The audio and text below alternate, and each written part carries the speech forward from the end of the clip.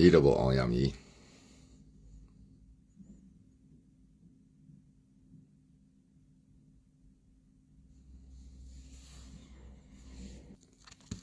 နိုင်ငံတော်မှာ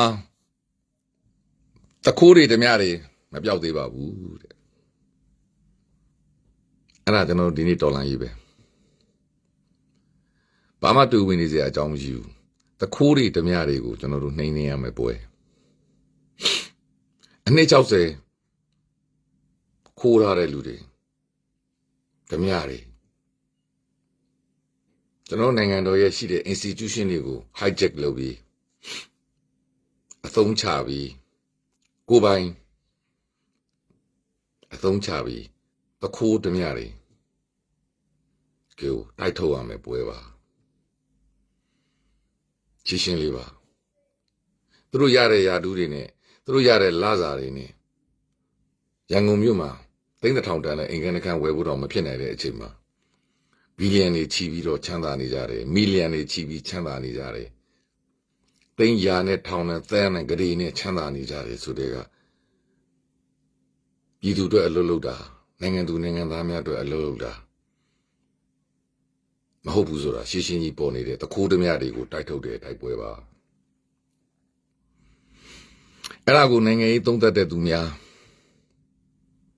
အဲ့ဒါကိုမြန်မာအရေးကိုနားလည်ပါစေသူသောသူများမြန်မာအရေးကိုကျွမ်းကျင်ပါတယ်ဆိုသောသူများမြန်မာပြည်သူတွေကောင်းစားစီကျင်ပါတယ်ဆိုသောသူများကအဲ့ဒီတခိုးတွေဓမြတွေဘက်ကနေကောင်းစားဖို့အတွက်နှစ်ကြောင်းတွေပေးနေကြတာကိုမြန်မာနိုင်ငံရေးသမိုင်းတစ်လျှောက်လုံးမှာတွေ့ခဲ့ရတာအမှန်တရားတစ်ခုပါကျွန်တော်ပြောသေးလို့ပဲကျွန်တော်တို့ရဲ့အမှန်တရားလူသားဝါဒ humanity လူအခွင့်အရေးတွေကြာဆုံးပြီးတော့ခဏတော့မှိုင်းတိုက်ထားသောအတွေးအခွဲများ peak အမြင့်ဆုံးကိုရောက်ခဲ့ပြီးသကာလကျွန်တော်နိုင်ငံမှာယနေ့ဒေါ်လာရေးຫນွေဦးဒေါ်လာရေးပေါ်လာရတဲ့အကြောင်းရင်းပဲ NLD ပါတီကိုအာဏာသိမ်းလိုက်လို့ဒေါ်ဆန်းစုကြည်ကိုဖမ်းဆီးလိုက်လို့မဟုတ်ပါဘူးဒါဒီအကြောင်းကံတွေပါအကြောင်းကံကတနိုင်ငံလုံးကိုဓမြတိုက်ထားတယ်တခိုးလုပ်ထားတယ်လူတွေတနိုင်ငံလုံးကိုစီးထားတယ်လူတွေတနိုင်ငံလုံးကိုကြုံပြုတ်ထားတယ်လူတွေတနိုင်ငံလုံးကိုသူတို့ရဲ့ထားရနေစေရသောလက်ညှိုးညွှန်ရရေးဖြစ်နေတဲ့လူတွေအုပ်စီထားတဲ့ပွဲပါ2008ဖွဲ့စည်းပုံခြေခံဥပဒေ2020စနစ်ရွေးကောက်ပွဲ2015ရွေးကောက်ပွဲ2020ရွေးကောက်ပွဲတွေကအကြောင်းကံတွေပါဒါကြောင့်ကျွန်တော်တို့ပြည်သူတွေအားလုံးစီလုံးညီညွတ်နေတာအဲ့ဒီအကြောင်းကံတွေကိုကျွန်တော်တို့ပြည်သူတွေကသိတယ်အဲ့ဒီအကြောင်းကံတွေကိုကျွန်တော်တို့ရဲ့ generation Z ကလေးငယ်များကသိတယ်ပြက်သားသားရှင်းရှင်းလင်းလင်းသိနေပြီမသိသေးတာကစောစောကကျွန်တော်ပြောတော့အရှုံးသမားမြမအရေးကိုဝေဖန်နေကြတော့ခေတ်အဆက်ဆက်ကနိုင်ငံရေးသမားများလွှတ်တော်ကိုယ်စားလှယ်အဟောင်းများနိုင်ငံရေးပါတီကပုဂ္ဂိုလ်များငြိမ်းချမ်းရေးကောင်စီကပုဂ္ဂိုလ်များငြိမ်းချမ်းကောင်စီကအကြံပေးပုဂ္ဂိုလ်များပြည်ပမှာလှုပ်ရှားပြီးပြည်တွင်းကိုဝင်ရောက်သွားသောပညာတတ် PhD အတိုင်းဝိုင်းဒေါက်တာဆိုသောသူများစီးပွားရေးပညာရှင်ကြီးများဒီလူတွေကကျွန်တော်တို့ပြည်သူတွေကိုမှိုင်းတွေတိုက်ပြီးအဲ့ဒီတောက်တိုင်များတခိုးသမားများကိုအားပေးနေတာကြားလာပြီ2019ရင်ဂျာရေးခင်းမှာကျွန်တော်တို့ပြည်သူများကိုအမှားတရားတွေနဲ့ဝိုင်းဝန်းဘေးတီးခဲ့ကြတာအဲ့ဒီနိုင်ငံရေးသမားများအဲ့ဒီအရှုံးသမားများအဲ့ဒီဝေဖန်နေကြတော်သူများအဲ့ဒီနိုင်ငံတကာသတင်းဌာနအမေရိကန်နိုင်ငံသတင်းဌာန UK နိုင်ငံသတင်းဌာနမှာလုပ်ပြီး UK နိုင်ငံသားအမေရိကန်နိုင်ငံသားတွေဖြစ်နေပြီး UK နိုင်ငံသားတွေရဲ့စံအမေရိကန်နိုင်ငံသားတွေရဲ့စံရမရက်တီပဲတခိုးသူများတွေပဲကအားပေးနေတဲ့သူများကြောင့်ကျွန်တော်တို့နိုင်ငံဒီအမှောင်တိုက်ကိုရောက်ခဲ့ပြီးယနေ့တော့ကျွန်တော်တို့ကလေးငယ်များကပြက်သားတော်လန်နေပြီအဲ့ဒီကျွန်တော်တို့တော်လန်နေတဲ့တော်လန်ရေးကိုလည်းသိသိမ်သွားအောင်သိနှုတ်သွားအောင်သူတို့ဒီတစ်ဖက်တစ်လမ်းကတွေးထိုးနေကြပြီသူတို့ခေတ်ဆက်လုတ်ခဲ့ကြတော့နီးပြူအများအတိုင်းပဲသူတို့ဒီတစ်ဖက်ကိုထောက်တိုင်များအနေနဲ့ NLD ကိုဆဲခြင်းဒေါအောင်ဆန်းစုကြည်ကိုဆဲခြင်းတိုင်းသားများအခြေချင်းကိုဆဲခြင်းမြန်မာပြည်ပြတ်သုံးတော့မယ်မြန်မာစီးပွားရေးပြတ်သုံးတော့မယ်ဆိုပြီးဝေဖန်ခြင်းပြည်သူများကိုထိတ်လန့်အောင်လုပ်ခြင်းကျွန်တော်တို့ပေါ်လာတော့မယ်အစိုးရအသစ်ကိုအားပေးတဲ့စကားတစ်ခွန်းမှမပြောအစိုးရအသစ်ကိုအတိမတ်ပြုတဲ့စကားတစ်ခွန်းမှပြောနိုင်ငံတကာမှာသူတို့နေထိုင်နေတော့ဒီသတင်းဌာနဒီမှာရှိတော်သူများနေထိုင်နေတော့သူတို့နိုင်ငံရဲ့အစိုးရများသူတို့နိုင်ငံတိုင်းဝန်ကြီးသူတို့နိုင်ငံသမ္မတသူတို့နိုင်ငံဝန်ကြီးချုပ်တွေပြောတဲ့စကားများကိုတော့ထိန်အောင်မဟက်သောစကားများနဲ့မြန်မာနိုင်ငံရေးမှာဝင်ဆွဲဆွတ်ဖက်နေကြတော့အရှုံးသမားများဒါကြောင့်ဒီတစ်ချိန်လေးကိုကျွန်တော်ယူသုံးခွင့်ပြုပါယူသုံးခွင့်ပြုလိုက်တဲ့အတွက်လည်းကျေးဇူးတင်ပါတယ်ဆိုလိုချင်တာကလုံခြုံရေးကောင်စီကျွန်တော်ကောင်းစဉ်ပေးထားပါတယ်ကုလသမဂ္ဂလုံခြုံရေးကောင်စီဒီကောင်စီကဘာလုပ်မှာလဲပြီးတော့ကျွန်တော်တို့ကဘာတွေမျှော်လင့်နေတာလဲပြီးတော့ကျွန်တော်တို့ဒေါ်လာရေးအတွက်ဘာအထောက်အကူပြုမှာလဲပြီးတော့ပေါ်လာတဲ့မြအစိုးရတွေကဘာတွေလုပ်မှာလဲပြီးတော့ကျွန်တော်နိုင်ငံအရှိရဘာလဲ policy ကဘာလဲရိုးလေးပဲလေကျွန်တော်တို့ရဲ့ policy ဒီစောစောကပြောဆိုတခိုးတမများကိုတိုက်ထုတ်မယ်ဒေါ်လာရေးပဲအဲ့ဒီတခိုးတမတွေမရှိတော့ဘူးဆိုရင်ကျွန်တော်တို့နိုင်ငံမှာတာယာသောလူပောင်ကိုယဉ်ကျေးသောစဘောဝိုင်းဆွေးနွေးပွဲများနဲ့ political dialogue များလုပ်ပြီးသူတို့မပါဘူးနော်သူတို့မပါတော့အခင်းချင်းမှာကဘာကြီးနဲ့အညီထုံးတောက်လာမယ်နိုင်ငံတစ်ခုကိုတည်ဆောက်မှာဒါဆိုရင်ကျွန်တော်တို့ရဲ့ vision ရည်မှန်းချက်ဒီပါလေအောင်စိတ်အောင်နမိတ်နေနဲ့အောင်ကိုအောင်ရမှာဘာကိုအောင်အောင်ပါလဲကျွန်တော်တို့လူချင်းသောတာယာသောလူပောင် Federal Democracy စနစ်တိုင်းသားများအားလုံးပါသောမြန်မာနိုင်ငံမှာရှိသောနိုင်ငံသူနိုင်ငံသား54တောင်သောပြည်သူအားလုံးရဲ့စံတားနဲ့အညီဘယ်သူမှဘယ်သူမသားသောတာတူညီမျှဒန်းတူညီမျှမှုရှိသောနိုင်ငံတော်တစ်ခုနိုင်ငံရေးစနစ်တစ်ခုစီးပွားရေးစနစ်တစ်ခုပညာရေးစနစ်တစ်ခုလူမှုရေးစနစ်တစ်ခုကိုတည်ဆောက်မည်ဖြစ်သောခင်မီတိုးတက်သောကမ္ဘာကြီးကိုရှင်ပြိုင်နိုင်သောကမ္ဘာဈေးကွက်မှာရှင်ပြိုင်နိုင်သောကမ္ဘာကြီးနဲ့ဒန်းတူ competition လုပ်နိုင်သောပြည်သူပြည်သားများတာယာမယ်လုံခြုံမယ်အေးချမ်းမယ်ကြွယ်ဝမယ်ချမ်းသာမယ်ငြိမ်းချမ်းမယ်ကမ္ဘာကြီးမှာဂုဏ်သိက္ခာရှိမယ်မိမိမျိုးဆက်များကမ္ဘာမှာမြန်မာဟေ့လို့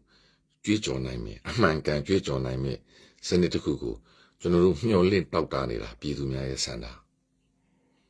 အဲ့ဒါကိုသေးသိမ့်အောင်ကျွန်တော်တို့တွေကဒေါသနဲ့တုတ်ပြန်တယ်ဆိုပြီးပြောသွားတာခင်ဗျာကျွန်တော်တို့ဒီမှာခေါင်းဆောင်မရှိဘူးဆိုပြီးသူတို့ပြောသွားတယ်ခင်ဗျာကျွန်တော်တို့ဒီမှာ Facebook တွေမှာပြောချင်ရပြောပြီးတော့ခေါင်းဆောင်မဲ့နေပြီးတော့ emotion တွေနဲ့လုပ်နေတယ်ဆိုပြီးတော့ကျွန်တော်တို့ရဲ့တော်လန်ကြီးကိုသေးသိမ့်အောင်သေးနှုတ်အောင်အဲ့ဒီမြမအရေးကျွမ်းကျင်ပါတယ်ဆိုတော့မြမပြည်မှာငញ្ញရင်ကောင်စီမှာလှုပ်ဆောင်နေကြသောသူများကပြောဆိုနေတာကိုဝမ်းနည်းပွဲတွေ့ရတယ်ကျွန်တော်တို့မှာဥဆောင်နေသော CRPH အစိုးရနဲ့မနေ့ပြင်ပေါ်လာမယ်အရှိတ်ပတ်မှာပေါ်လာမှာတော့အစိုးရအသစ်ကြီးရှိနေတာကိုအသိမှတ်ပြုပြီးတော့မပြောသွားဘူးခင်ဗျာအသိမှတ်လေးနည်းနည်းလေးတော့ထည့်မပြောပါဘူးကျွန်တော်တို့နိုင်ငံတကာတန်ရေးတမန်ရေးမှာစူးစမ်းနေတော့ဒေါက်တာဆာဆာအပါဝင်စူးစမ်းနေကြတော့အဖွဲ့ဝင်အားလုံးကိုအသိမှတ်ပြုတဲ့စကားတစ်ခွန်းတော့ထည့်မပြောသွားဘူးခင်ဗျာပြီးတော့ဦးနိုင်ငံတကာသတင်းဌာနပြ CN ကိုဂုဏ်သိက္ခာချတော့အပုတ်ချတော့စကားများကိုပြောဆိုနေတာကိုတွေ့ရတယ်ခင်ဗျာဆိုလိုချင်တာက CN ဒီအမေရိကန်သတင်းဌာနအမေရိကန်သတင်းဌာနမှာအမေရိကန်နိုင်ငံခြားရေး policy နဲ့အမေရိကန်အစိုးရအာဘော်များကိုထိဟက်တဲ့စကားများကိုပြောမှာဘယ်သူမှမပါဘူးသူအမေရိကန်ဘက်ကပါမှာ CN ဒီဘက်လိုက်မယ်ဘယ်သူဘက်ကလိုက်မယ်အမေရိကန်ပြည်သူဘက်ကလိုက်မှာအမေရိကန်အစိုးရဘက်ကလိုက်မှာအဲ့ဒီတည်းမှာ CN ဒီဘယ်သူဘက်ကပါမယ် Democratic Party ကပါမှာဒါဆိုရင်အခုလက်ရှိအမေရိကန်နိုင်ငံမှာဘယ်ပါတီကအုပ်စိုးနေလဲ Democratic Party ဖြစ်တော့သမ္မတကြီးဂျိုးဘိုင်ဒန်မစ္စတာဘလီကင်ဦးဆောင်သောအစိုးရအဖွဲ့ပြီးခဲ့တဲ့၄နှစ်ကာလမှာ Republican Party ရဲ့အမေရိကန်သမ္မတကို Fox News ကအားပေးတာခင်ဗျာအဲ့ဒီချိန်မှာ CN ကအတိုက်ခံလုပ်ခဲ့တာယနေ့ CN ဒီ American ပြည်သူဘက်ကရမှာ American အစိုးရ policy ကိုပြောမှာအဲ့ဒီမှာမှသူတို့ထောက်ခံတော့ Democratic အစိုးရကျွန်တော်ပြောပြီးသားလက်ဝဲလက်ရဒီနေ့ကဘက်လိုက်ပြီးသားအဲ့တော့ American policy ကိုသူပြောမှာဒါဆိုရင် American policy က American နိုင်ငံခြားရေးဝန်ကြီးဌာနနဲ့ American သမ္မတရဲ့ imperial policy များသည်မြန်မာဦးကျွန်တော်ຫນွေဦးတော်လှန်ရေးကိုထောက်ခံနေပြီဆိုရင်သူတို့ဒီကျွန်တော်တို့ဘက်ကပြောတော့မှာတို့တော့အခြေအနေအကြောင်းချင်းရာများအရာသူတို့ဒီ visa ရတဲ့အတွက်သူတို့ပြတာကြည့်ပြီးတေချာတာတခုကကျွန်တော်တို့ဘက်ကရက်ဒီမှာဘာမှတွေးထိုးစရာအကြောင်းကြီးအဲ့ဒါအမှန်တရားအဲ့ဒါမှအဲ့သတင်းဌာနများရှိတော်သူများသည် American နိုင်ငံသားတွေဖြစ်တဲ့အတွက် American နိုင်ငံရဲ့စံလူအခွင့်အရေးရဲ့စံတရားမှုမတရားမှုကိုတေချာတိကျသိထားတော်သူများမြန်မာသတင်းဌာနတွေမှာပြောနေတော်သူများဗတ်လိုက်ပြီးပြောမဲ့သူများမဟုတ်ပါဒါကိုရှင်းရှင်းလင်းသိဖို့လိုအပ်တယ်ကဘာမှာဂုံတိတ်ကာနဲ့ရက်တည်နေတဲ့သတင်းဌာနခင်ဗျာအဲ့ဒါမှ American နိုင်ငံသားတွေခင်ဗျာအဲ့ဒီ American နိုင်ငံသားတွေကနေသူတို့သတ်မှတ်ထားသောစံသူတို့ဟာရှိပြီးသားခင်ဗျာအဲ့ဒါမှသူတို့ထောက်ခံသော American အစိုးရအဲ့ဒီမှာမှသူတို့ထောက်ခံသော Democratic Party ရဲ့အစိုးရဘက်ကရက်တည်မဲ့သတင်းဌာနခင်ဗျာဒါရှင်းရှင်းကြီးပေါ်နေတဲ့ကိစ္စ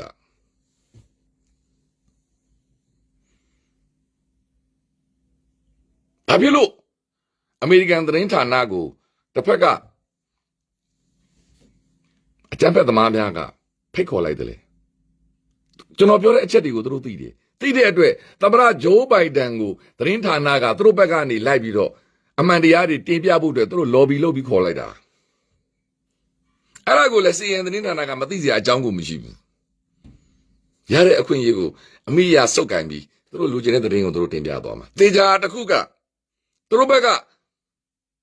သူတို့ထုတ်ပြန်ခြင်းတဲ့သတင်းများသူတို့ပြောခြင်းတဲ့သတင်းများကိုအင်တာဗျူးပေးမယ်အရန်ကောင်းတယ်ပေးပါစစ်ကောင်းဆောင်များနဲ့အင်တာဗျူးလုပ်ပါအရန်ကောင်းတယ်ဒါမျိုးသတင်းဒါမျိုးအင်တာဗျူးရဖို့ဆိုတော့လွယ်တာမဟုတ်ဘူးကပါမှာသူတို့ပြောတာကိုနားထောင်ပြီးတော့သူတို့ကောက်ချက်ဆွဲလိုက်မယ်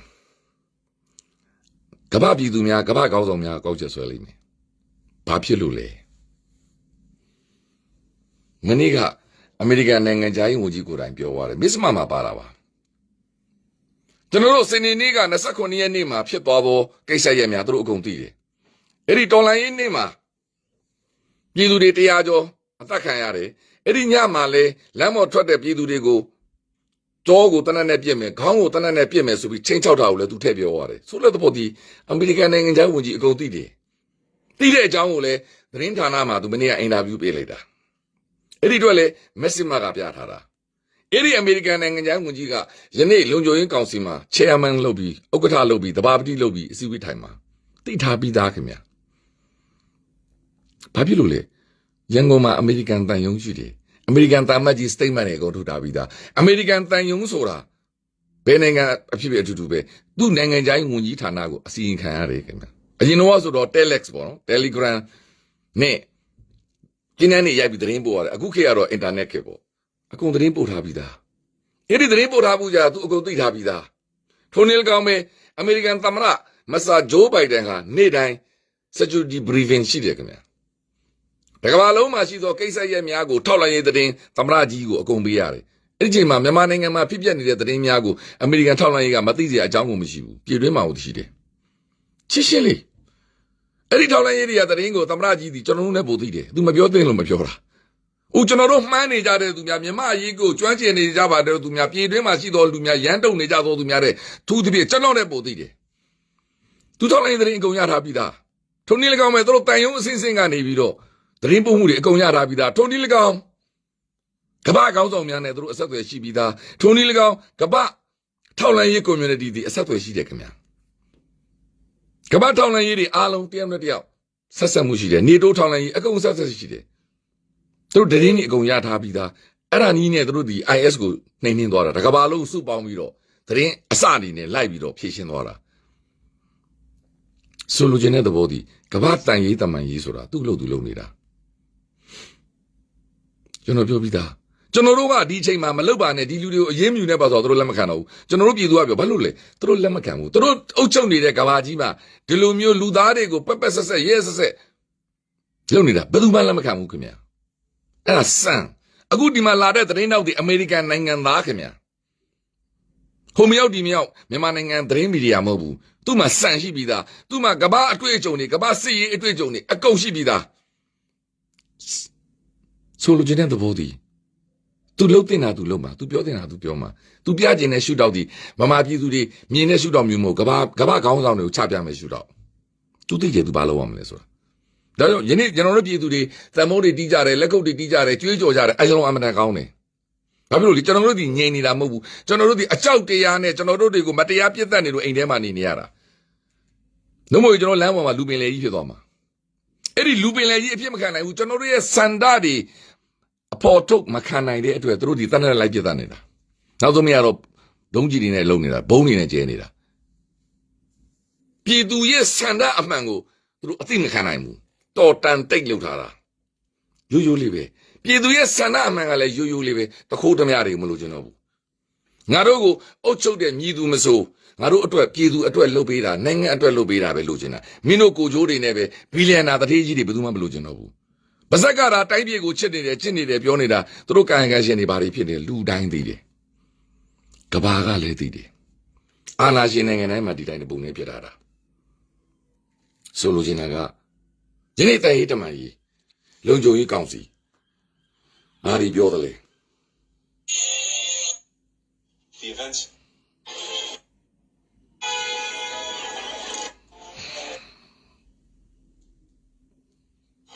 permanent disabled.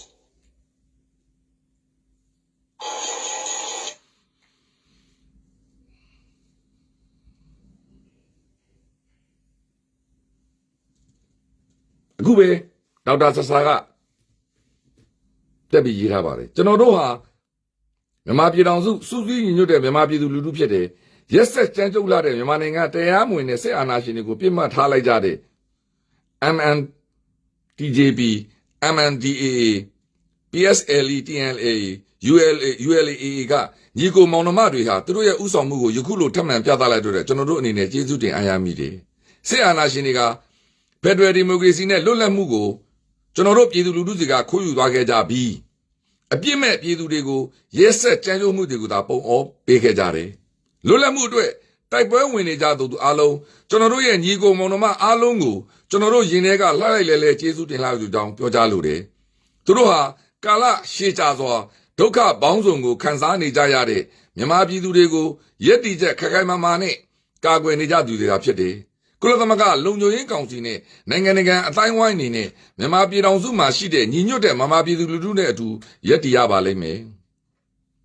အကြမ်းဖက်အဖွဲ့ဖြစ်တဲ့အာဏာသိမ်းစစ်ကောင်စီစစ်အာဏာရှင်တွေရဲ့54တန်းသောပြည်သူလူထုအပေါ်ကျူးလွန်နေတဲ့အကြမ်းဖက်မှုကြီးကိုကျွန်တော်တို့ရဲ့ညီညွတ်သောငြိမ်းချမ်းတဲ့လှုပ်ရှားမှုကြီးကအောင်တိုင်မှာဖြစ်တယ်စစ်အာဏာရှင်စနစ်ကြဆုံးပြီးဖက်ဒရယ်ဒီမိုကရေစီအောင်နိုင်ရမယ်အကြမ်းဖက်မှု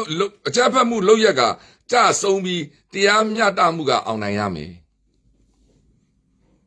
အခု currently ဒေါက်တာဆာဆာတင်ထားတာပါရိုးလေးပဲကျွန်တော်တို့စီကလူယူသွားတာခင်ဗျာဒါဆိုရင်ဒီနေ့လုံခြုံရေးကောင်စီကျွန်တော်ပြောပြီးသားလေ turning point tipping point တွေရောက်နေပြီကျွန်တော်တို့က tipping point တွေတစ်စစ်ပြီးတစ်စစ်ကျွန်တော်တို့ဒီပြောင်းလဲနေတယ်ဒီအဆင့်တွေဖြစ်လာဖို့အတွက်ကျွန်တော်တို့ရဲ့လှုပ်ရှားမှုတွေကျွန်တော်တို့ရဲ့တောင်းဆိုမှုတွေဘဝကိုညံသွားတဲ့အတွက်သူတို့ကမ္ဘာခေါင်းဆောင်တွေမနေနိုင်တော့ဘူးဆိုတဲ့သဘောဒီကျွန်တော်တို့ဘက်ကရက်တီပေးသောအမေရိကန်အပါအဝင်ဥဆောင်သော UK နိုင်ငံအစိုးရများကမရက်ကြည့်နိုင်တော့ဘူးကျွန်တော်မသိလို့မေးတာအမေရိကန်သမ္မတတွေအခုကျွန်တော် UK ဝန်ကြီးချုပ်တွေ UK တာမတ်တွေဒီနေ့လုံခြုံရေးကောင်စီအစည်းအဝေးခေါ်ခိုင်းတာအားလို့ခေါ်နေကြအားလို့များခေါ်နေတယ်ထင်သလားဒါဒီသူတို့လုံเสียရှိတာများကိုပြက်ပြက်သားသားလုပ်နေတာအဲ့ဒါကိုကနတော့ကဆွေးနွေးဝေဖန်တဲ့လူများကသေးသိမ်အောင်ဝေဖန်နေကြတာကမ္ဘာခေါင်းဆောင်များကိုသေးသိမ်အောင်သူတို့ဝေဖန်နေကြတာကမ္ဘာခေါင်းဆောင်များရဲ့စ조사နေမှုများကိုသေးသိမ်အောင်ဝေဖန်နေကြတာကျွန်တော်နိုင်ငံပဲ face ကြီးဖြစ်တော့မယ်မြန်မာနိုင်ငံပဲစီးပွားပြတ်တော့မယ်ဗမာလူမျိုးတွေပဲနှစ်ဖက်သူတေကိုတွေတိုက်ပြီးလက်ပန်းကြပြီးဆွေးနွေးရမယ်ဆိုတဲ့အစိုးမြင်ဝါဒတွေနဲ့ကျွန်တော်တို့တွေကို brain wash လုပ်ဖို့အင်တာဗျူးတွေပေးနေတာအဲ့ဒီအင်တာဗျူးပေးနေတဲ့သတင်းဌာနတွေကလည်းအမေရိကန်နိုင်ငံရဲ့သတင်းဌာနကြီးဖြစ်နေတာ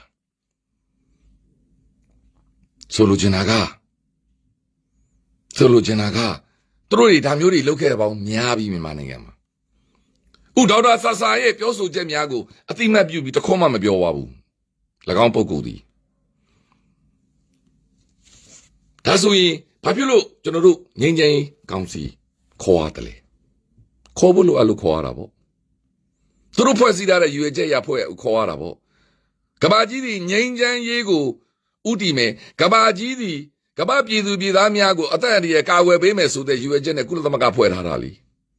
အဲ့ဒီအတွက်အဲ့လိုမျိုးအရေးပေါ်ကိစ္စရများဖြစ်လာပြီးဆိုရင်တညီတညွတ်တဲ့တူးတဲ့စန္ဒနဲ့ဖြည့်ရှင်းလို့မရပဲအားလုံးသဘောတူစန္ဒနဲ့ coordination လုပ်ပြီးတော့ဆွေးနွေးညှိနှိုင်းပြီးတော့ကဘာကြီးကိုဥဆောင်မှုတွေပြဿနာတွေလူကဘာကြီးမှာရှိသောလူသားများရဲ့အသက်များကိုကယ်တင်ဖို့ငြိမ်းချမ်းမှုအတွက်ဒီအဖွဲ့အစည်းကိုဖွဲ့ထားတာလေအဲ့ဒီအတွက်ယနေ့ကျွန်တော်တို့ရဲ့တောင်းဆိုမှုဒီအဲ့ဒီအချက်လက်တွေနဲ့အားလုံးကိုက်ညီနေပြီလေအဲ့ဒီအတွက်ကဘာခေါင်းဆောင်များသည်ကျွန်တော်တို့ဘက်ကရက်တည်ပြီးတော့ကျွန်တော် UK အစိုးရက UK တန်မတ်ကယနေ့ခေါ်တာပဲလေဒါရိုးရိုးလေးပဲတို့တော့သူဘာတွေပြောမလဲမလဲသိမလဲဒါလျှို့ဝှက်ထားတဲ့ကိစ္စလေဒါကြောင့်လေသူတို့ဒီကပိတ်အစည်းအဝေးလောက်တာလေဒါပေမဲ့ကျွန်တော်ပြောသလိုပဲအချိန်တိုင်းအကုန်သိရမှာပဲ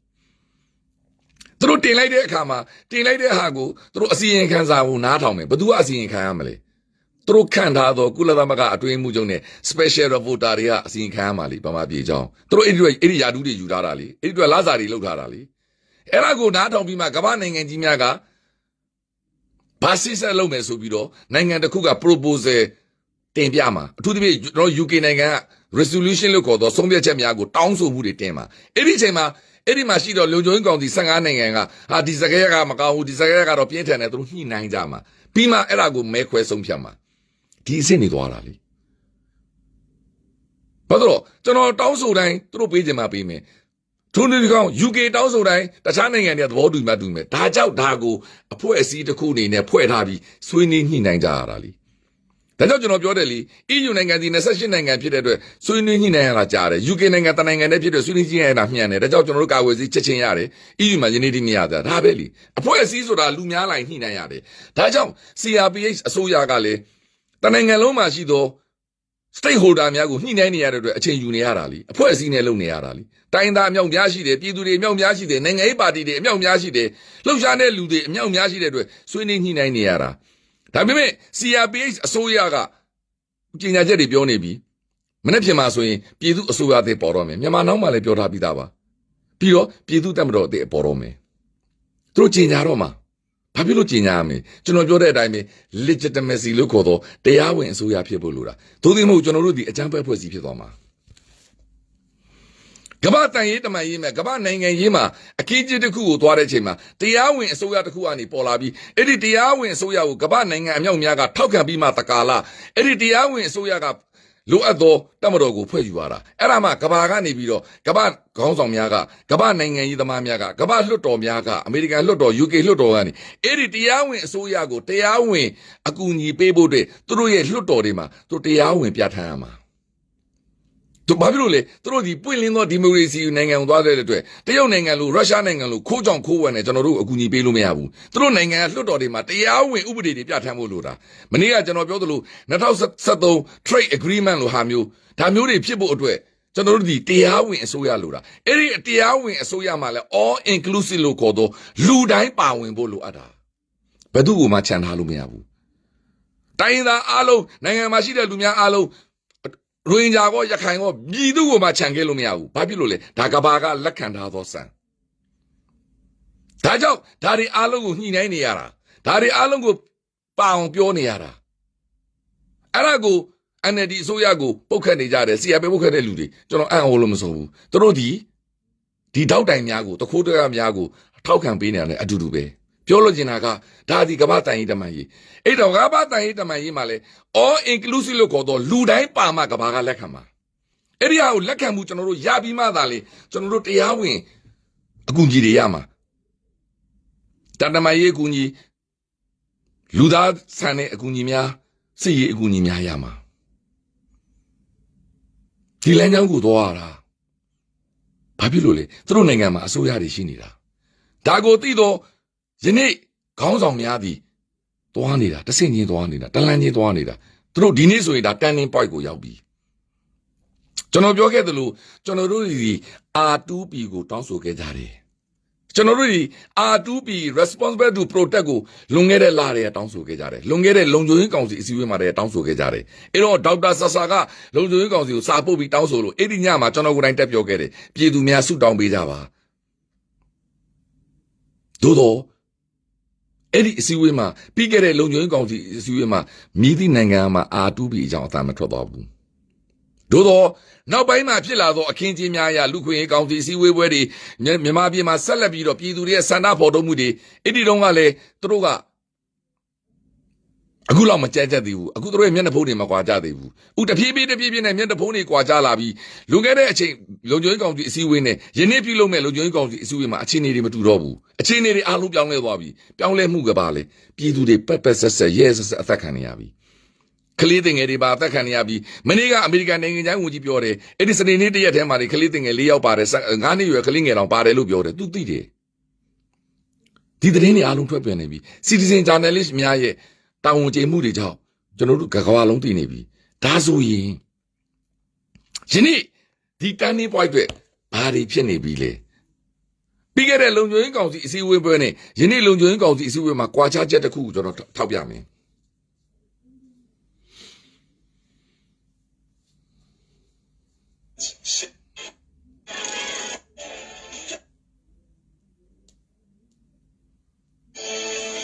if they not had vaccination.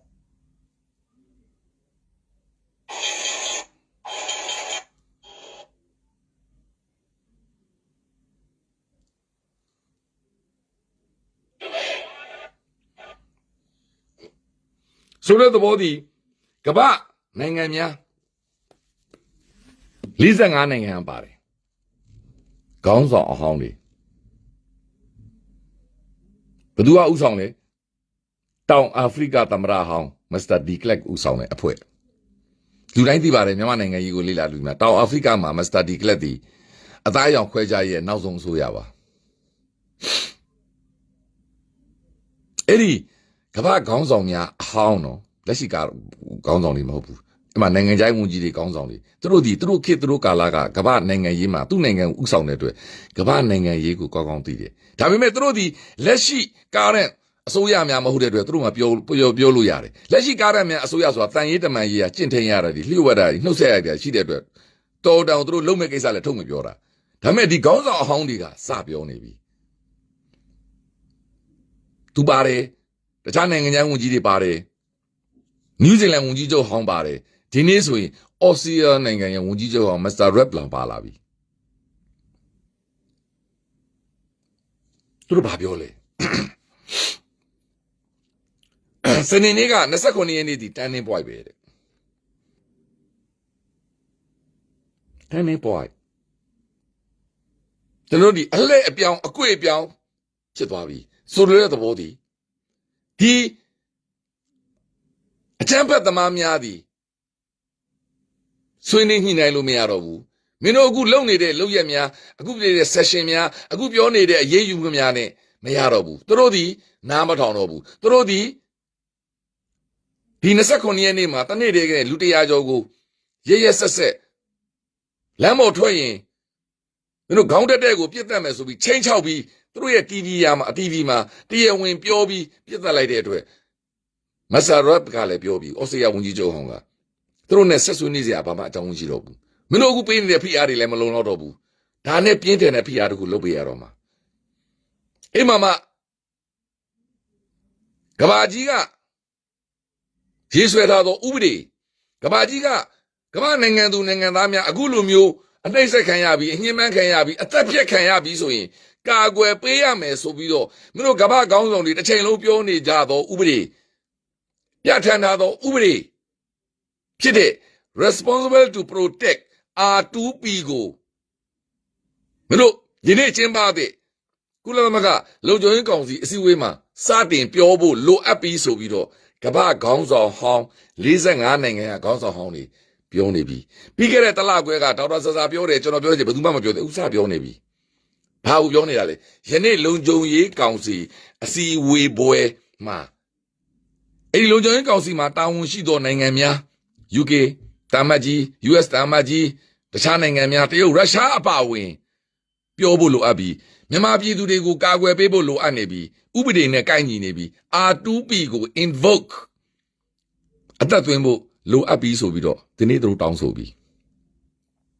အချိန်ကြိုက်တောင်းဆိုတာလုံခြုံရေးကောင်စီအစည်းအဝေးဖြစ်မှာတို့သိတယ်ဒါကြောင့်ကမ္ဘာခေါင်းဆောင်များက statement ထုတ်ပြီးတော့ခေါင်းဆောင်အဟောင်းတွေကတောင်းဆိုတာဒါကြောင့်ကျွန်တော်ပြောတယ်ယနေ့ UK နိုင်ငံကတင်တဲ့အထက်မှာဘာပါမလဲကျွန်တော်လည်းမသိဘူးလေတင်ပြီးမှကျွန်တော်တို့သိမယ်ဒါပေမဲ့စပြီးတော့တောင်းဆိုနေပြီကျွန်တော်တို့ညှော်နေနေသော R2P ကိစ္စကိုကျွန်တော်တို့ပြည်သူများနဲ့တသားတည်းကမ္ဘာခေါင်းဆောင်အဟောင်းဩစတြေးလျဝန်ကြီးချုပ်အဟောင်းနယူးဇီလန်ဝန်ကြီးချုပ်အဟောင်းတောင်အာဖရိကသမ္မတအဟောင်းကမ္ဘာနိုင်ငံခြားရေးဝန်ကြီးအဟောင်းဥဆောင်တော့အဖွဲ့45နိုင်ငံကခေါင်းဆောင်များကကုလသမဂ္ဂလုံခြုံရေးကောင်စီကုလသမဂ္ဂအတွင်းရေးမှူးချုပ်ကိုတောင်းဆိုမှုတွေလုပ်ပေးနေပြီ။ဘာဖြစ်လို့လဲ။ဥပဒေလမ်းကြောင်းအရအချိန်ခါသင့်ပြီ။ဆိုလိုချင်တာကဒါကျွန်တော်တို့ရဲ့အောင်မွေးပဲ။ကျွန်တော်တို့သွားနေတဲ့တန်ရေးတမန်ရေးလမ်းကြောင်းဒီဘလောက်မှန်နေတယ်။ကလေးကြီးစက်ကလေးငယ်များ CRPH ခေါင်းဆောင်များသွားနေသည့်နိုင်ငံရေးလမ်းကြောင်းဒီဘလောက်လမ်းမှန်ကိုရောက်နေတယ်ဆိုတာဒါရှင်းရှင်းပေါ်နေတဲ့ကိစ္စဗျ။အဲ့ဒါကိုသူတို့တွေကအဲ့ဒီမြမအရေးသုံးသက်တဲ့သူများကအိပ်ပျော်နေကြတာ။ဆိုတဲ့သဘောဒီဟိုဘက်ကတောက်တိုင်နေဖြစ်နေတာရှင်းရှင်းကြီးပေါ်သွားတာကျွန်တော်တို့သွားနေတာလမ်းမှန်ဒါဆိုရင် CNN လည်းသိတယ်လေဒီကိစ္စကိုဒါသတင်းမီဒီယာဆိုတာသူများပြောတာပဲသူပြောတာသူ့သဘောသူဘယ်တော့မှမပြောရဘူးလေအဲ့တော့သူအမေရိကန်နိုင်ငံခြားရေးဝန်ကြီးကပြောနေပြီသူအမေရိကန်နိုင်ငံကဒီတလမှာကုလသမဂ္ဂလုံခြုံရေးကောင်စီမှာတဘာပတိဖြစ်တာသူသိတယ်ဒီနေ့လေကုလသမဂ္ဂလုံခြုံရေးကောင်စီအစည်းအဝေးလို့ရင်မြန်မာအရေးဆွေးနွေးရတော့မှသိတယ်အဲ့ဒီတွေ့တဲ့နေရာမှာလေအဲ့လို R2P လို့ကိစ္စတွေမမပြည်သူတွေဥမတရားဖြစ်နေတဲ့ကိစ္စတွေအတွက်လှုပ်ဆောင်ပေးရတော့မှသူသိတယ်အမေရိကန်နိုင်ငံခြားရေး policy ကဘာလို့မလဲဆိုတာသူသိတယ်ထိုနည်း၎င်းပဲဒီနေ့ဒီ CDM လှုပ်ရှားမှုရဲ့နောက်ဆုံးနေ့ဖြစ်တယ် CDM လှုပ်ရှားမှုမှာမပါတော့ဘူးဆိုရင်ကျွန်တော်တို့ပြည်သူများရဲ့ရန်သူဖြစ်တော့မယ်ဆိုပြီးတော့ဒေါက်တာဇော်ဝေဆိုပြောရတာလေသူတို့သိတယ်မနေ့ဖြန်ပေါ်လာတော့မယ်အစိုးရအသစ်နဲ့တမတော်အသစ်တွေလည်းသူတို့သိတယ်မြန်မာနိုင်ငံဒီတန်နင်း point တစ်ခုကိုရောက်နေပြီဖြစ်တဲ့အတွက်တစ်ဖက်ကအကြမ်းဖက်သမားများရဲ့ဖိတ်ခေါ်မှုကိုသူတို့ဒီလိုလလာလက်ခံပြီးတော့ပြည်တွင်းကိုရောက်ရှိနေတာဖြစ်တယ်။ဘာဖြစ်လို့လဲဒီနေ့ကုလသမဂ္ဂလုံခြုံရေးကောင်စီမှာဒီနေ့ CN ရဲ့နိုင်ငံရဲ့အမေရိကန်နိုင်ငံခြားရေးဝန်ကြီးဥဆောင်ပြီးဘာတွေပြောတော့မလဲဆိုတော့သူတို့ကကြိုသိထားပြီးသားဆိုတော့ခက်မှန်းလို့ရနေပြီကမ္ဘာအတွေ့အကြုံပေါင်းမြောက်များစွာကမ္ဘာရဲ့အခက်အခဲပေါင်းမြောက်များစွာကိစ္စရဲ့များကိုသတင်းလိုက်ယူနေတာတင်ပြပေးနေတာကမ္ဘာနဲ့ချီသောသတင်းဌာနကြီးတကဘာတလွှားလုံးမှာ CN မရှိတဲ့နိုင်ငံမရှိဘူး CN မရှိတဲ့ဟိုတယ်မရှိဘူး CN သတင်းမရှိတဲ့လေဆိပ်အဆောက်အဦမရှိဘူးဒါလောက်ကြီးမားတဲ့သတင်းဌာနကြီးသည်အလကားအကြောင်းမဲ့မြန်မာနိုင်ငံကိုလာစရာကိုအကြောင်းမရှိတာဘာဖြစ်လို့လဲသူ့နိုင်ငံရဲ့နိုင်ငံခြားရေး policy အရဘလောက်အရေးကြီးနေပြီလို့သူတို့သိတယ်ဒါကြောင့်သူတို့သတင်းရောက်နေတာ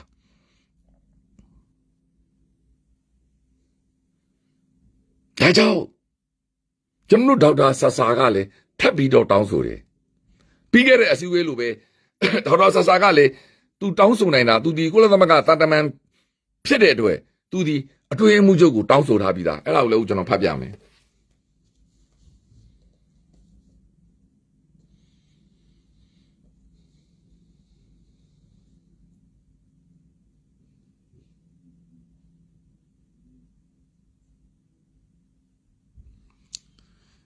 ပြည်တွင်းစစ်ကြီးမဖြစ်ပေါ်ဖို့နဲ့ရှေ့လာမဲ့သွေးစွန်းတဲ့လတွေသတင်းပတ်တွေရက်တွေကိုတားဆီးနိုင်ဖို့အတွက်ကုလသမဂ္ဂလုံခြုံရေးကောင်စီရဲ့ဗုဒ္ဓဟူးနေ့စီဝေးကနေ R2P ကိုအမြန်ဆုံးစတင်ဖို့အာဏာသိမ်းစစ်ကောင်စီကိုကမ္ဘာကျန်းဖက်အဖွဲ့အဖြစ်သတ်မှတ်ပေးဖို့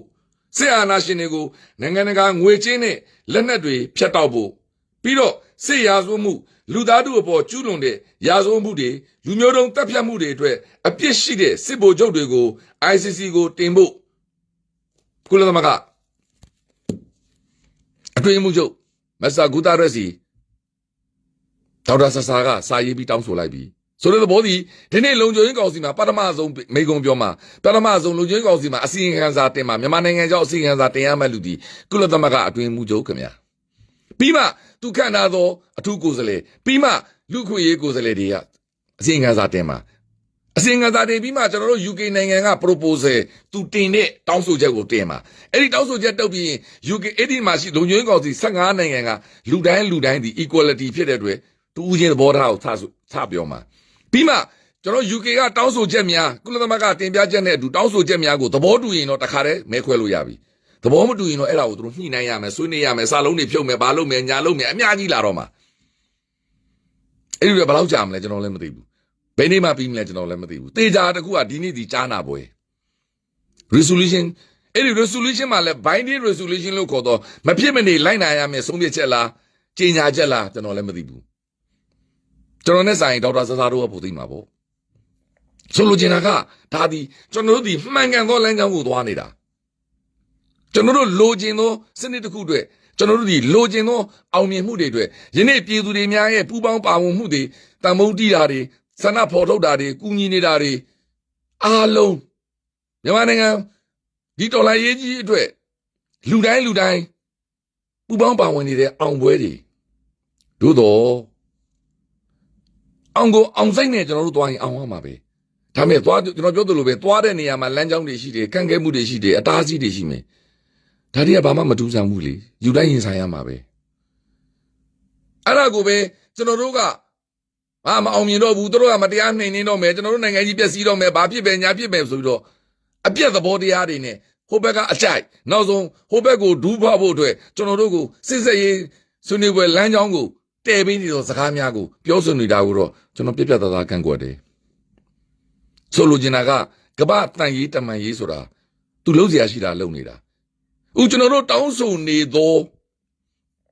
အကူအညီများတရားဝင်ပေးဖို့အတွက် UK နိုင်ငံလွှတ်တော်ကနေတရားဝင်ပေးဖို့အတွက် US နိုင်ငံလွှတ်တော်ကတရားဝင်ပေးဖို့အတွက်အော်စတြေးလျနိုင်ငံမှာရှိသောလွှတ်တော်များကတရားဝင်ပေးဖို့အတွက်ကျွန်တော်တို့ကိုဥဆောင်မဲ့အစိုးရအဖွဲ့ဒီခေါင်းဆောင်များဒီတရားဝင်ဖြစ်ဖို့လိုအပ်တယ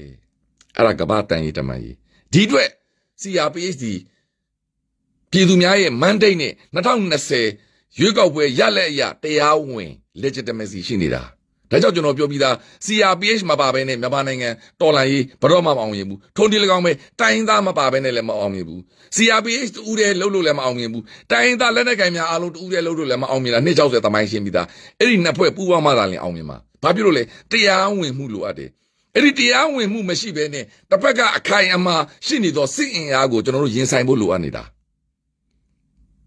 ကျွန်တော်မနေ့ကပြောခဲ့သလိုပဲအဲ့ဒီစစ်အင်အားဒီမတရားတမှုနဲ့ကျွန်တော်တို့အခုပြည်သူတွေကိုနှိပ်စက်နေပြီပြည်သူကိုပြစ်ခတ်နေပြီဒါစစ်မဟုတ်သေးဘူးပြည်တွင်းစစ်ဖြစ်လာရင်သူတက်ကိုတက်လက်နက်ကိုင်အချင်းချင်းတိုက်လာရင်လေကျွန်တော်တို့ဘက်ကကျွန်တော်တို့ပေါ်လာမဲ့ဖက်ဒရယ်တပ်မတော်ဘက်ကကျွန်တော်တို့ရဲ့တိုင်းသားလက်နက်ကိုင်များဘက်ကစစ်လေရင်မရှိဘူးလေစစ်ရဲရင်တွေမရှိဘူးလေလေရင်ကွင်းတွေမရှိဘူးလေ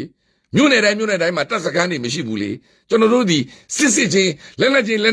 းတိုက်ခိုက်ရင်လေကျွန်တော်တို့ဒီအားနေနေအောင်မှာဒီချိန်ကြရင်နိုင်ငံတကာကကျွန်တော်တို့ကိုတရားဝင်မှုအရာကျွန်တော်တို့ပေါ်လာမဲ့တရားဝင်အစိုးရကနိုင်ငံတကာခေါင်းဆောင်များကိုပြောချင်တာကပေါ်လာမဲ့တရားဝင်အစိုးရရဲ့သမ္မတကအမေရိကန်သမ္မတဂျိုးဘိုင်ဒန်ကိုဒါတိုင်းအိမ်ဖြူတော်ကိုဖုန်းခေါ်ပြီးစကားပြောလို့ရသွားပြီအဲ့ဒါဆိုရင်အကူအညီတောင်းလို့ရပြီအမေရိကန်လွှတ်တော်ဥက္ကဋ္ဌတွေအမေရိကန်လွှတ်တော်ကိုယ်စားလှယ်များကိုဒါတိုင်းဖုန်းခေါ်ပြီးတရားတောင်းဆိုလို့ရပြီအော်စတြေးလျဝန်ကြီးချုပ်တွေအော်စတြေးလျလွှတ်တော်ကိုယ်စားလှယ်များကိုဒါလိုက်ဖုန်းခေါ်ပြီးစကားပြောမှာထိုနည်း၎င်းပဲ UK ဝန်ကြီးချုပ်တွေ UK လွှတ်တော်တွေဥရောပခေါင်းဆောင်များဥရောပပြည်သစ်သမ္မတဂျာမနီဝန်ကြီးချုပ်ဥရောပပါလီမန်အမတ်များကိုဒါလိုက်ဖုန်းခေါ်ပြီးစကားပြောမှာကျွန်တော်ပြောသလိုဂျားတွေက lobby မလို့တော့ဘူးlobby ခစ်ကုန်သွားပြီဘာဖြစ်လို့လဲကျွန်တော်တို့တရားဝင်ကျွန်တော်တို့ရဲ့ခေါင်းဆောင်ကျွန်တော်တို့ပေါ်လာမဲ့အစိုးရသည်တရားဝင်ဖြစ်ရမှာဒါဆိုရင်ကျွန်တော်တို့လိုအပ်သောအကူအညီများရလာပြီကျွန်တော်တို့မှလည်းတိဆောက်နိုင်သောတပ်မတော်သားအင်အားတွေပေါ်လာမယ်လူသားရင်းမြစ်ကျွန်တော်တို့မှအစဉ်သင့်ရှိတယ်ခဏကျွန်တော်ပြောသလိုတပ်မတော်တစ်ခုရဲ့အရေးချင်းနဲ့ပြည့်စုံအောင်လိုအပ်သောစစ်တပ်တန်းတွေလိုအပ်သောတပ်မတော်ဖွဲ့စည်းမှုတွေလိုအပ်သောစီလုံးမှုတွေနဲ့လိုအပ်သောစစ်လက်နက်ပစ္စည်းများသူတို့ကိုရှင်ပြိုင်တိုက်ခိုက်နိုင်မဲ့နောက်ဆုံးပေါ်လက်နက်များဒုံးကျည်များဒရုန်းယာဉ်များရဟတ်ယာဉ်များကျွန်တော်စိတ်ကူးရင်ပြောနေတာမဟုတ်ဘူးနော်ဝါတက်မတော်မှာတကယ်ရှိနေတာဝါတက်မတော်လိုနိုင်ငံလေးရတော့လှုပ်လို့ရရင်ကျွန်တော်တို့ဥပေါ်လာတော့မဲ့အစိုးရကဘာလို့လှုပ်လို့မရမှာလဲကျွန်တော်တို့နောက်မှာတကဘာလုံးကခေါင်းဆောင်တွေအမေရိကန်ရှိတယ် UK ရှိတယ်ဥရောပနိုင်ငံခေါင်းဆောင်ရှိတယ်ဩစတြေးလျရှိတယ်ကနေဒါရှိတယ် ကဘာစစ်ရင်အကြီးနေတော့တစ်ဖွဲ့လုံးကျွန်တော်တို့နောက်မှာရှိနေတူရကီရှိနေပြီဘာလို့ကျွန်တော်တို့ကလုပ်လို့မရတာဝါတောင်လုပ်လို့ရသေးတာပဲရိုးရိုးလေးနော်ဝါတောင်လုပ်လို့ရရင်ကျွန်တော်တို့ဘာလို့လုပ်လို့မရမလဲဒါပေမဲ့ကျွန်တော်တို့သွားတဲ့လမ်းကြောင်းဒီလမ်းမှန်ကမ်းမှန်ဖြစ်ရမယ်လမ်းမှန်ကမ်းမှန်ကျွန်တော်တို့သွားရမှာအဲ့ဒီလမ်းမှန်ကမ်းမှန်အတွက်ကျွန်တော်တို့ဒီအစိုးရတစ်ဖွဲ့အင်္ဂါရက်နဲ့ညီကြကျွန်တော်တို့ဒီတပုံဖွဲ့မဟုတ်ဘူးခင်ဗျာကျွန်တော်တို့ဖွဲ့မဲ့အစိုးရဒီအကြမ်းဖက်အဖွဲ့အစည်းမဟုတ်ဘူးခင်ဗျာအဖွဲ့မဟုတ်ဘူးခင်ဗျာဒါကြောင့်ဒီနေ့ကတချို့ပြောသွားတဲ့လူအဖွဲ့လို့ပြောတာကျွန်တော်လက်မခံဘူးကျွန်တော်တို့ဒီတရားဝင်အစိုးရတစ်ခုကိုဖွဲ့မှာအစိုးရတည်းအင်္ဂါရက်နဲ့အညီပြောဆိုဆက်ဆံမှာကမ္ဘာခေါင်းဆောင်များနဲ့ပြောဆိုဆက်ဆံမှာကမ္ဘာလွှတ်တော်ကိုယ်စားလှယ်များနဲ့အကူအညီတောင်းမှာရိုးလေးကျွန်တော်တို့ဒီသွားမဲ့လမ်းကြောင်းဒီရှင်းရှင်းကြီးပေါ်နေတာဒါကြောင့်ကျွန်တော်တို့ပြည်သူပြည်သားများအောင်ဝဲကိုလိုချင်တယ်ကျွန်တော်တို့ဒီတခိုးသမျှတွေကိုကျွန်တော်တို့မြေကနေအပီးအတိုင်မောင်းထုတ်ခြင်းနဲ့ဆိုရင်အခုပေါ်လာတော့မဲ့အစိုးရကိုကျွန်တော်တို့ဒီပြုံပြီးလက်ခံမှုပဲလုပ်တယ်ဘာဖြစ်လို့ကျွန်တော်တို့ကိုယ်တိုင်မဲပေးထားတာပြီးတော့ကျွန်တော်တို့ပေါ်လာတော့မဲ့အစိုးရအဖွဲ့ကိုကူညီပြီးဝိုင်းဝန်းပြီးလုပ်ပေးမယ်တိုင်းသားလက်နက်ကိုင်များအားလုံးကိုကျွန်တော်တို့ဝိုင်းဝန်းပြီးထောက်ခံရတော့မှာနိုင်ငံသားဖြစ်မှုပေါ်မူတည်တော့မှာကျွန်တော်တို့သတင်းတွေမှာပါနေတာကရင်ဒီထွက်ပြေးခံရတာပြောတယ်တာမဟုတ်ဘူးကချင်တွေထွက်ပြေးတာပြောတာမဟုတ်မြန်မာနိုင်ငံသားတွေထွက်ပြေးနေတာဒါဆိုရင်မေးစရာရှိတယ်ဘာဖြစ်လို့ရိုဟင်ဂျာတော့ကအတိမတ်မပြုလို့သူတို့ကပို့ပြောပေးနေတာငကိုတည်းကအတိမတ်ပြုတိုင်းဘယ်သူမှရိုဟင်ဂျာမပြောဘူးမြန်မာနိုင်ငံသားတွေပဲပြောမှာရိုးလေးအဓိကသည်ကျွန်တော်တို့မြန်မာနိုင်ငံနယ်နိမိတ်မှာရှိသောမြန်မာနိုင်ငံသူနိုင်ငံသားများစစ်ပေးရှောင်နေရတာထွက်ပြေးနေရတာအဲ့ဒါကိုခဏတုန်းကဒေါက်တာဆဆာကလေကုလသမဂ္ဂအတွင်းမှုချုပ်ကိုအခုဒီနေ့လုံခြုံရေးကောင်စီမှာပေးပို့ထားတဲ့စာမှာလူသားချင်းစာနာမှုရအခုနေဆက်ဒေတာမှာရှိနေသောစစ်ပေးရှောင်နေသောနိုင်ငံသူနိုင်ငံသားများအဲ့ဒီထဲမှာကရင်လူမျိုးပေါ့များကိုလူသားချင်းဆိုင်ရာအကူအညီတွေပေးဖို့အတွက်ယနေ့လုံခြုံရေးကောင်စီအစည်းအဝေးပဲမှာပြောဆိုပေးဖို့အတွက်တောင်းဆိုပေးဖို့အတွက်အစီရင်ခံပေးဖို့အတွက်တင်ပြထားတာစာပို့ထားတာဆိုချင်တာကသူတို့အာတူပီပေးခြင်းမပေးခြင်းဆုံးဖြတ်ချက်ကြခြင်းမကြခြင်းအဲ့ဒါကအဓိကမဟုတ်ဘူးဆိုတဲ့သဘောဒီအော်စတြေးလျဝန်ကြီးချုပ်ဟောင်းမစ္စတာရက်ပြောသလိုပဲသူတို့သိတယ်လုံခြုံရေးကောင်စီကိုတွားရင်အာတူပီတောင်းရင်အော်စတြေးလျဝန်ကြီးချုပ်ဟောင်းပြောတာနော်တရုတ်နဲ့ရုရှားကဗီဒီယိုသုံးနိုင်တယ်ဒါပေမဲ့ तू မထင်ပါဘူးတဲ့သူတို့တွေဒီလောက်လူသားချင်းရက်ဆက်နေတာကိုတော့သူတို့ထောက်ခံမယ်လို့ तू မမျှော်လင့်ပါဘူးဘယ်လိုပဲဖြစ်ဖြစ်လုံခြုံရေးကောင်စီကနေပြီးတော့ဒီကိစ္စကိုဖျက်ရမယ်သွားကိုသွားတင်သေးတယ်သွားပြီးတော့မှလုံခြုံရေးကောင်စီမှာနေလားငါလား resolution ဒီဆုံးဖြတ်ချက်တွေတင်မှသူတို့တကယ်ဆုံးဖြတ်ပြီလားအဲ့ဒါမှအတီးအခုကကျွန်တော်တို့ကမှန်းပြောနေတာပဲရှိတယ်ရုရှားကဗီဒီယိုသုံးပါလားတရုတ်ကဗီဒီယိုသုံးပါလားအိန္ဒိယကကန့်ကွက်ပါလားဗီယက်နမ်ကန့်ကွက်ကျွန်တော်ပြောနေတာပဲတကယ်တမ်းနေလားကာလားဆုံးဖြတ်ချက်ကိုတင်ရအောင်မှာပြီးခဲ့တဲ့အခါကလည်းမတင်ရသေးဘူးပြီးခဲ့တဲ့အခါကကျွန်တော်တို့ UK အစိုးရတာမတ်ကြီးပြီးခဲ့တဲ့လုံခြုံရေးကောင်စီအစည်းအဝေးမှာဘာမှမတောင်းဆိုတာဘူးရှုတ်ချတဲ့အဆင့်နဲ့လာသေးတာအခုကအဲ့ဒါကြီးတောင်းဆိုရတော့မှာအန်အဘာကိုတွေလက်နဲ့ရောင်းချမှုပိတ်ပင်တာတွေအဲ့ဒီအကြံဖက်အဖွဲ့အစည်းရဲ့ဝင်ငွေတွေကိုထိန်းချုပ်တာတွေကျွန်တော်တို့အာတူပီပေးတာတွေကျွန်တော်တို့တိုင်းသားဒေသတွေမှာရှိနေတဲ့နယ်စပ်မှာဖြစ်နေတဲ့စစ်ပေးရှောင်မြန်မာပြည်သူပြည်သားများမြန်မာနိုင်ငံသူနိုင်ငံသားများကိုအထောက်အကူပေးဖို့လူသားချင်းစာနာတဲ့အကူအညီတွေပေးဖို့ကိစ္စတွေဒါတွေအားလုံးကိုဒီလုံခြုံရေးကောင်စီဆုံးဖြတ်ချက်ကြရမှာဆုံးဖြတ်ချက်ကြပြီးမှကမ္ဘာနိုင်ငံတွေဆက်လုပ်လို့ရမှာအဲ့လိုဆုံးဖြတ်ချက်ကြဖို့တောင်းဆိုလိုက်တဲ့အခါကျမှရှင်းရှင်းလင်းလင်းသိရမှာဘယ်သူကထောက်ခံတယ်ဘယ်သူကကန့်ကွက်တယ်အဲ့ဒီအချိန်ကြမှာကျွန်တော်တို့ရဲ့မိတ်ဆွေကဘယ်သူလဲကျွန်တော်တို့ကိုကန့်လန့်လုပ်နေတာကဘယ်သူလဲဆိုတာခေါ်ဝဲချမြင်လို့ရမှာပြီးမှသာလျှင်ကျွန်တော်တို့နောက်တစ်ဆင့်ဖြစ်သောနိုင်ငံတကာအရေးပေါ် International Summit ညီလာခံတစ်ခုကိုကျွန်တော်တို့ကိုထောက်ခံနေသောနိုင်ငံကြီးများကဥဆောင်ပြီးကျင်းပလိုက်မယ်အဲ့ဒီအတွက်လည်းမစ္စတာတွန်အမ်ဒူကတောင်းဆိုနေတာအဲ့လိုကျင်းပပြီးမှတခါလေသူတို့ကနေပြီးတော့လူသားချင်းအကူအညီမှုတွေပေါ်လာတော့မယ်ကျွန်တော်တို့ရဲ့အစိုးရအသစ်မနေ့ပြင်ပေါ်လာတော့မယ်အစိုးရအသစ်တွေကိုထောက်ခံမှုတွေသူတို့လှုပ်လာမှာထောက်ခံမှုတွေလှုပ်လာပြီးတခါလာမှလိုအပ်သောအကူအညီများကိုပူပေါင်းဆောင်ရွက်မှုနဲ့ပေးပါဒါဒီတစ်ဆင့်ချင်းသွားနေတာကျွန်တော်တို့ဒီလမ်းမှန်ကိုသွားနေတာအဲ့ဒါကိုကျွန်တော်တို့ရဲ့သွားနေတဲ့လမ်းမှန်ကိုသေးသိအောင်ကျွန်တော်တို့ဥဆောင်နေတဲ့ခေါင်းဆောင်များကိုသေးသိအောင်ပြည်သူများကိုစိတ်သက်ကြအောင်စိတ်ဝမ်းကွဲအောင်အဲ့ဒီအရှုံးသမားခေတ်ဆက်ဆက်ကနိုင်ငံရေးသမားများအဟောင်းများမြမအရေးကိုကျွမ်းကျင်နေကြသောပုဂ္ဂိုလ်များဝေဖန်နေကြသောပုဂ္ဂိုလ်များအရင်တော့ကလွတ်တော်ကိုယ်စားလှယ်အဟောင်းများကပြောဆိုနေကြတာကိုဝမ်းနဲ့ပေါ်ရတွေ့ရတာ ပြောချင်တာကကျွန်တော်တို့ဒီနေ့ဒီချိန်မှာကျွန်တော်တို့ CRPH နဲ့ပေါ်လာမဲ့အစိုးရသစ်ဥဆောင်မှုဒေါက်တာဆဆာတို့ရဲ့ဥဆောင်မှုပြည်တွင်းမှာရှိသောကလေးငယ်များရဲ့ဥဆောင်မှုပြည်တွင်းမှာရှိသောတပိတ်ကော်မတီများရဲ့ဥဆောင်မှုပြည်တွင်းမှာရှိသော54သန်းသောပြည်သူများရဲ့ဥဆောင်မှုအတိုင်းကျွန်တော်တို့ယုံကြည်နဲ့တွားလိုက်မယ်ဆိုရင်ကျွန်တော်တို့မြန်မာနိုင်ငံမှာပေါ်လာတော့မဲ့အခင်းအကျင်းသစ်နိုင်ငံရေးအခင်းအကျင်းသစ်နဲ့အတူကျွန်တော်တို့ရဲ့မိတ်ဆွေနိုင်ငံများကမ္ဘာခေါင်းဆောင်များရဲ့အားပေးထောက်ခံမှုရရှိပြီးတကလားကျွန်တော်တို့လိုချင်သောတာယာသောအောင်ပွဲကိုရရမှာဖြစ်တယ်သို့တော့တေချာတစ်ခုကကျွန်တော်တို့ဒီအောင်ပွဲကိုရဖို့အတွက်စီယုံနေရတာယီမင်ပရိခမှာယီမင်ကတူတပုံတွေကလီမင်အစိုးရကိုမောင်းထုတ်လိုက်တဲ့အခါမှာအဲ့ဒီအစိုးရသည်ဆော်ဒီကိုရောက်သွားတယ်သူဒီဆော်ဒီနဲ့သူနဲ့မဟာမိတ်ရှိတယ်ဒါကြောင့်ဆော်ဒီအစိုးရကအဲ့ဒီဖြုတ်ချခံလိုက်ရတဲ့အစိုးရကိုထောက်ခံပြီးတော့အဲ့ဒီတပုံတွေကိုဆော်ဒီအပါဝင်မဟာမိတ်အလိုင်းယံဖွဲ့ပြီးအာရပ်နိုင်ငံများကဘုံကျဲတိုက်ခိုက်ပေးတာကျွန်တော်တို့မှအဲ့ဒါမျိုးမဟာမိတ်မှမရှိခဲ့တာကျွန်တော်တို့အဲ့လိုမျိုးမဟာမိတ်တွေကျွန်တော်တို့ကိုအခုလိုအရေးကြုံလာရင်လာပြီးဘုံကျဲပေးမယ်ဆော်ဒီကဲ့သို့လာပြီးဘုံကျဲပေးမယ်တူရကီလည်းကဲ့သို့လာပြီးဘုံကျဲပေးမယ်အမေရိကန်ကဲ့သို့လာပြီးဘုံကျဲပေးမယ်မဟာမိတ်မှကျွန်တော်တို့မှမရှိခဲ့တာဒီနေ့ကျွန်တော်တို့စူးစမ်းနေတယ်ရတော့မင်းအဲ့ဒါကိုသေးသိမ်အောင်မပြောကြပါနဲ့သေးသိမ်အောင်တွေ့ဝေအောင်မလုပ်ပါနဲ့အချိန်ဒီ2လပဲရှိသေးတယ်ကမ္ဘာအရေးခင်းတစ်ခုနိုင်ငံတစ်ခုရဲ့အပြောင်းလဲတစ်ခုဒီအချိန်နဲ့အမျှအရေးကြီးနေတယ်အဆင့်ပြီးတစ်ဆင့်သွားနေရတယ်ဟုတ်ပါတယ်လူသားတွေရဲ့အသက်တွေကလူတိုင်းရဲ့အသက်တွေအရေးကြီးပါတယ်လူသားတိုင်းရဲ့စာဝတ်နေရေးတွေအခက်အခဲတွေအရေးကြီးပါတယ်ဒါပေမဲ့ကျွန်တော်တို့လိုချင်သောလွတ်လပ်ရေးကိုအဲ့ဒါမျိုးသာတွေ့ဝေနေခဲ့ရင်မြန်မာနိုင်ငံလွတ်လပ်ရေးရစရာမရှိပါယင်းနေ့ထိကိုလိုနီအင်္ဂလိပ်အောက်ဆုံးမှုအောက်မှာနေရမှာပဲလွတ်လပ်ရေးတိုက်ပွဲတော့ကလည်းဒီလိုပဲကျွန်တော်တို့တိုက်ခဲ့ရတာပဲမြင်အောင်ကြည့်ကြပါကျွန်တော်တို့ဒီဒုတိယအကြိမ်လွတ်လပ်ရေးကိုပြန်တိုက်နေပြီလားလွတ်လပ်ရေးတိုက်ပွဲပဲတာကျွန်တော်တို့ကိုတခိုးတမများကတိုင်းပြည်ကိုကြုံပြုတ်အုပ်ချုပ်ထားတာအဲ့ဒီတောက်တိုင်များကိုလည်းစီဒီအမ်လှုပ်ရှားမှုဒီနေ့နောက်ဆုံးပါတဲ့ဒေါက်တာဇော်ဝေစီအပြက်ပြောထားပြီးသားမနေ့ပြန်စီဒီအမ်မှာမပါတဲ့လူတွေကအဲ့ဒီတခိုးတမများကိုအားပေးနေတော့တပုံပဲ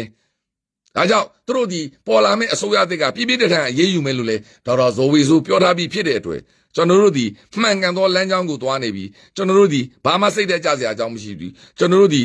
အောင်ကိုအောင်ရမည်အောင်တိတ်အောင်နမိတ်နေနဲ့အရေးတော်ပုံအောင်ရမည်အရေးတော်ပုံအောင်ရမည်အရေးတော်ပုံအောင်ရမည်